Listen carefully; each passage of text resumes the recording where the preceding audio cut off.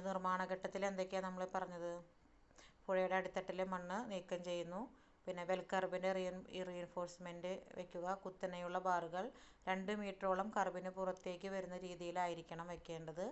ഒറ്റഘട്ടമായി കർബ് concrete ചെയ്യുക. ഒരാഴ്ചയ്ക്ക് ശേഷം അതിൻ്റെ ഷട്ടറിങ് നീക്കം ചെയ്യുക. മുകളിൽ സ്റ്റെയിനിങ് നിർമ്മിക്കുക.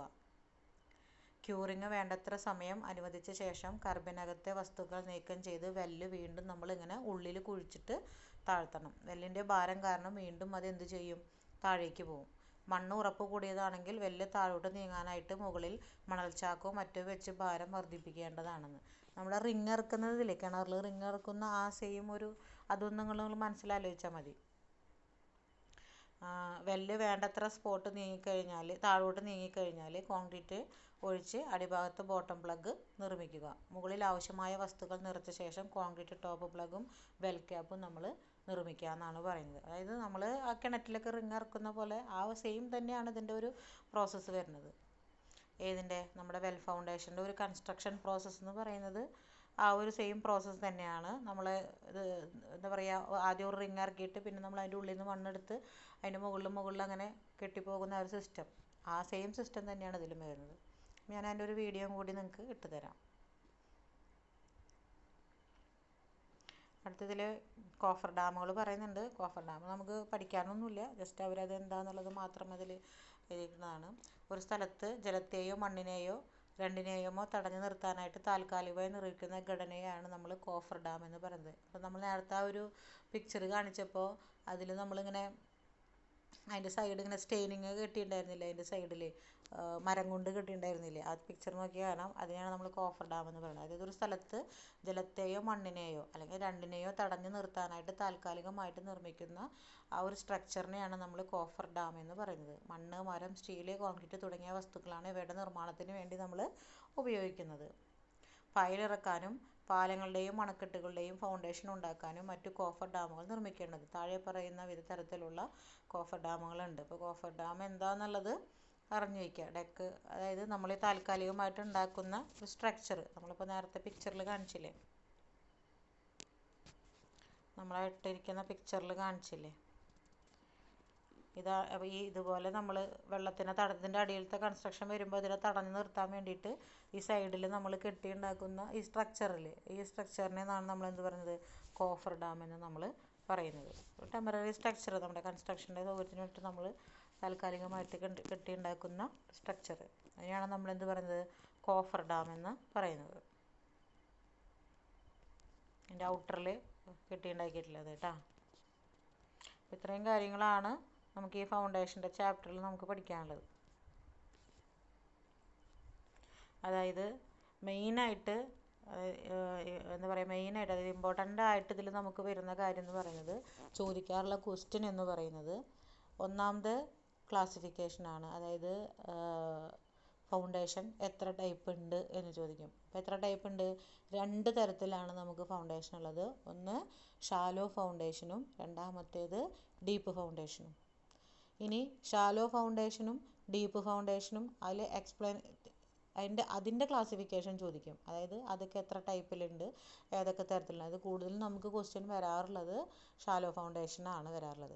അതിൽ നമ്മളൊരു 4, 5, 6 ടൈപ്പോളം ഫൗണ്ടേഷൻസ് നമുക്ക് പറഞ്ഞു. മിനിമം 5 എണ്ണമെങ്കിലും നിങ്ങൾ എഴുതി വെച്ചാൽ മതി. 5 എണ്ണം എഴുതി വെച്ചാൽ, കാരണം 5 മാർക്കിൻ്റെ ക്വസ്റ്റ്യൻ ആയതുകൊണ്ട് 5 എണ്ണം നിങ്ങൾ എഴുതി വെച്ചാൽ മതി.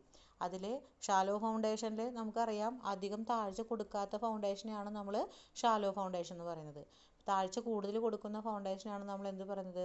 ഡീപ്പ് ഫൗണ്ടേഷൻ എന്ന് പറയുന്നത്. അപ്പോൾ ഈ ഷാലോ ഫൗണ്ടേഷനിൽ നമ്മൾ ഏതൊക്കെയാണ് പറഞ്ഞത്? സ്പ്രെഡ് ഫുഡിങ് ഫൗണ്ടേഷൻ പറഞ്ഞു. അതായത് സാധാരണ നമ്മൾ വീടുകളിൽ ഫൂട്ടിംഗ് ഒക്കെ കൊടുത്തിട്ട് നമ്മൾ കൊടുക്കുന്ന സാധാരണ റെസിഡൻഷ്യൽ ഹൗസിന് കൊടുക്കുന്ന ഫൗണ്ടേഷനാണ് എന്ത്? സ്പ്രെഡ് ഫുഡിങ് ഫൗണ്ടേഷൻ എന്ന് പറയുന്നത്.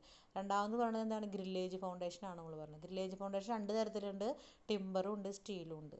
അത് കൂടുതൽ ഈ മണ്ണിൻ്റെ ബലക്കുറവുള്ള ഏരിയകളിലാണ് നമ്മളത് കൊടുക്കാമെന്ന് നമ്മൾ പറഞ്ഞിരുന്നു. പിന്നെ നമ്മൾ മൂന്നാമത് പറഞ്ഞാൽ RCC കോളം ഫൂട്ടിംഗ് ആണ് പറഞ്ഞിട്ടുള്ളത്. നാലാമത് അത് നമുക്കറിയാം, RCC ഉപയോഗിച്ചിട്ട് നമ്മൾ ചെയ്യുന്ന ഫൂട്ടിംഗാണ് RCC ഫൂട്ടിംഗ് എന്ന് പറഞ്ഞത്. പിന്നെ നമ്മൾ പറഞ്ഞത് റാഫ്റ്റ് ഓർ മാറ്റ് ഫൗണ്ടേഷനാണ് പറഞ്ഞത് അല്ലേ. മാറ്റ് പോലെ നമ്മൾ, അതായത് ഈ കമ്പൈൻഡ് ഫൂട്ടിങ്ങുമായിട്ട് ഏകദേശം മാച്ചുള്ള, അതായത് ഫൂട്ടിങ്ങുകളുടെ എണ്ണം കൂട്ടിയിട്ട് അത് കമ്പൈൻ ചെയ്തിട്ട്, കമ്പൈൻഡ് ഫൂട്ടിംഗ് എന്ന് പറഞ്ഞാൽ രണ്ടിലധികം ഫൂട്ടിങ്ങൾ കൊടുത്തിട്ട് അതിനെ കമ്പൈൻ ചെയ്തിട്ട് നമ്മൾ കൊടുക്കുന്നതാണ് കമ്പൈൻഡ് ഫൂട്ടിംഗ് എന്ന് പറഞ്ഞു കഴിഞ്ഞാൽ. അതുമായിട്ട് സാമ്യമുള്ളതാണ് എന്ത്, നമ്മുടെ raft foundation or mat foundation എന്ന് പറയുന്നത്. ഒരു മാറ്റ് പോലെ നമ്മൾ ഫൂട്ടിങ്ങുകൾ കൊടുത്തിട്ട് ഒരു കോൺക്രീറ്റിനെ നമ്മൾ ഒരു മാറ്റ് പോലെ ഇടുന്ന ആ ഒരു, അങ്ങനെ ഇട്ടിട്ട് മുകളിലേക്ക് കൊണ്ടുവരുന്ന ആ ഒരു സിസ്റ്റമാണ് റാഫ്റ്റ് ഓർ മാറ്റ് ഫൗണ്ടേഷൻ എന്ന് പറയുന്നത്. അത് നമ്മൾ കൊടുക്കുന്നത് ബ്ലാക്ക് കോട്ടൺ സോയിലൊക്കെ കൊടുക്കുന്നത് ഈ റാഫ്റ്റ് ഫൗണ്ടേഷനാണെന്നുള്ളത് നമ്മൾ സ്പെഷ്യലായിട്ട് മെൻഷൻ ചെയ്തിട്ടുണ്ടായിരുന്നു. ബ്ലാക്ക് കോട്ടൺ സോയിൽ പോലെയുള്ള, അതായത് കളിമണ്ണ് പോലെയുള്ള ഈ പാടം അങ്ങനെയൊക്കെ നികത്തി സ്ഥലം വെക്കുന്ന സ്ഥലങ്ങളുണ്ടല്ലോ, അവിടെയൊക്കെ നമ്മൾ കൂടുതലായിട്ട് ഇത്തരത്തിലുള്ള റാഫ്റ്റ് ഓർ മാറ്റ് ഫൗണ്ടേഷനാണ് നമ്മൾ കൂടുതലായിട്ട് കൊടുക്കാറുള്ളത്. അതങ്ങനെ ഒരു ചോദ്യം നമുക്ക് മുമ്പ് ക്വസ്റ്റ്യൻസിൽ വന്നിട്ടുണ്ട്. അപ്പോൾ ഇങ്ങനെ പിന്നെ അപ്പോൾ ഒരു 6 ടൈപ്പ് ആയില്ലേ. അപ്പോൾ ഇത്തരത്തിൽ ഉള്ള ഒരു നമുക്ക് പഠിക്കാൻ ഈസി ആയിട്ടുള്ള, ഇതിൽ കുറേ ഇതുണ്ട് കേട്ടോ. അതിൻ്റെ ക്ലാസിഫിക്കേഷൻസ് ഒക്കെ ഇഷ്ടം പോലെ നമുക്ക് വേറെ പഠിക്കാനുണ്ട്. സ്ട്രാപ്പ് ഫൗണ്ടേഷൻ, സ്ട്രിപ്പ് ഫൗണ്ടേഷൻ കൊണ്ടത് വായിച്ചു നോക്കി നിങ്ങൾ മനസ്സിലാവും. പക്ഷേ നമുക്കിപ്പോൾ അത്യാവശ്യം നമ്മുടെ നമുക്കിത് ആൻസർ ചെയ്യാൻ പറ്റും. ഒരു 5 പേരെങ്കിലും നമുക്ക് ആൻസർ ചെയ്യാൻ പറ്റുന്ന, നിങ്ങൾക്ക് എളുപ്പത്തിൽ പഠിക്കാൻ പറ്റുന്ന 5 എണ്ണത്തിനെയാണ് നമ്മളിത് ഇങ്ങോട്ട് 6 ഫൗണ്ടേഷനാണ് നമ്മൾ പുറത്തേക്ക് പറഞ്ഞിട്ടുള്ളത് കേട്ടോ. പിന്നെ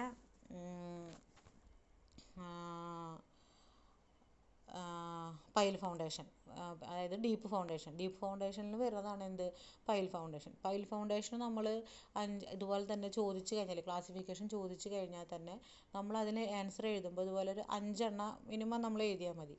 അപ്പോൾ 5 മാർക്കിൻ്റെ എന്ത് ക്വസ്റ്റ്യൻ എഴുതുമ്പോഴും ഒരു 5 പോയിൻ്റ് മിനിമം നിങ്ങൾ എഴുതാനായിട്ട് ശ്രമിക്കുക എന്നുള്ളതാണ്.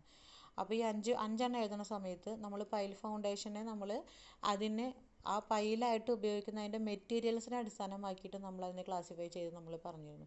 അതിലൊരു 5 എണ്ണം നിങ്ങൾ എഴുതി വെച്ചാൽ മതി. പിന്നെ ചോദിക്കാൻ വെൽ ഫൗണ്ടേഷനാണ് പിന്നെ ചോദിക്കാൻ സാധ്യതയുള്ളത്. അതിൽ നമ്മൾ ആ ഇതിലൊരു സെക്ഷൻ വ്യൂ വരച്ച് കാണിച്ചില്ലേ, ആ ഒരു വ്യൂ വരച്ച് വെച്ചിട്ട് അതെന്താണെന്നുള്ളതൊന്ന് ഡിഫൈൻ ചെയ്ത് വെച്ച് കഴിഞ്ഞാൽ അതും നമുക്ക് ആൻസർ ചെയ്യാം.